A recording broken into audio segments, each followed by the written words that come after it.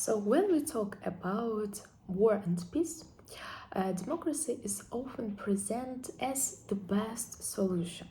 We hear this idea again and again that if more countries become democratic, the world will be safer. And this belief is based on something that's called democratic peace theory. And the question is, does democracy really prevent war? According to democratic peace theory, democratic states almost never go to war with each other. And they may fight authoritarian regimes, but wars between two democratic states are extremely rare.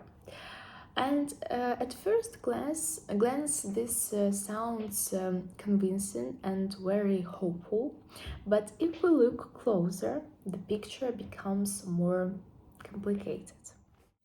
So this idea goes back to the philosopher Immanuel Kant.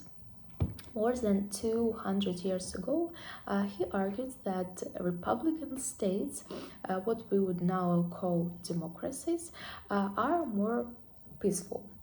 And his logic was simple. In democracies, citizens pay price of war. They lose lives, money, stability, and because of this, leaders cannot start wars easily. They need public support.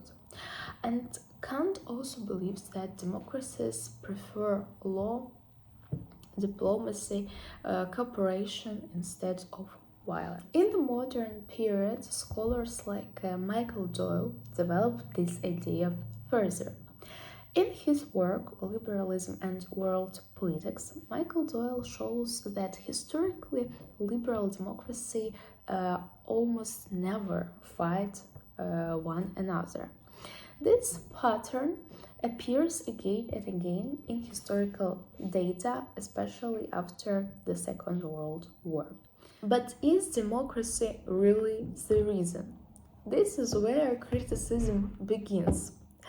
One of the strongest critics is Sebastian Rosato, who argues that the logic of democratic peace theory is flawed. And he says that democracies may avoid war not because they are democratic, but because they share common interests. For example, most of democracies they are economically connected. They have the same allies, the same enemies, and depend on the same international system. During the Cold War, Western democracies did not fight each other, partly because they were united against the Soviet Union. Peace, in this sense, was strategic and not moral. So, the question becomes, is democracy causing peace, or is peace simply convenient?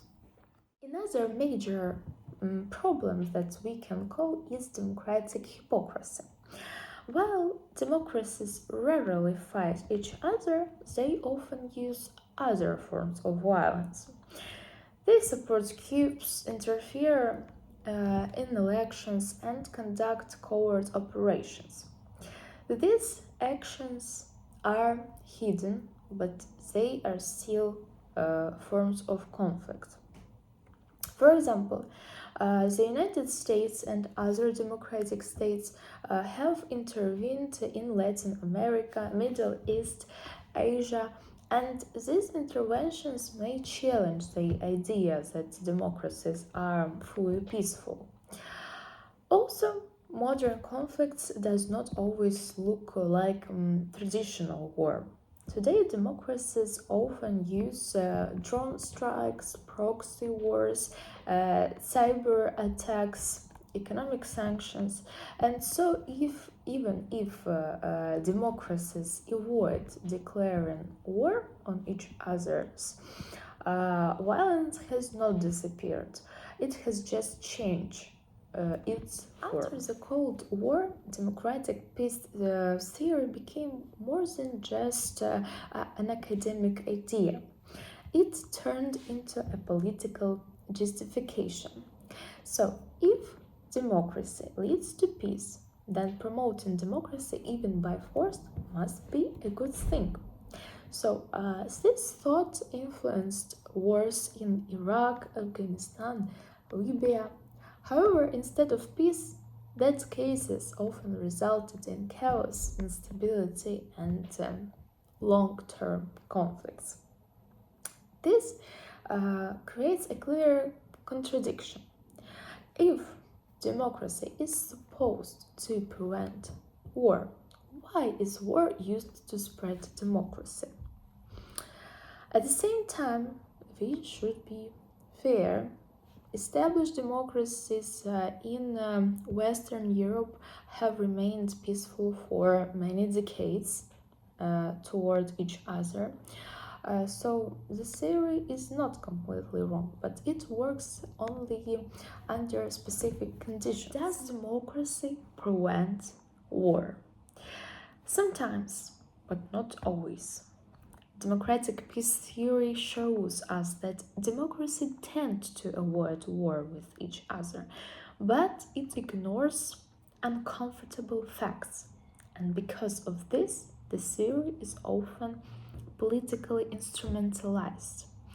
It's used not only to explain peace but also to justify violence.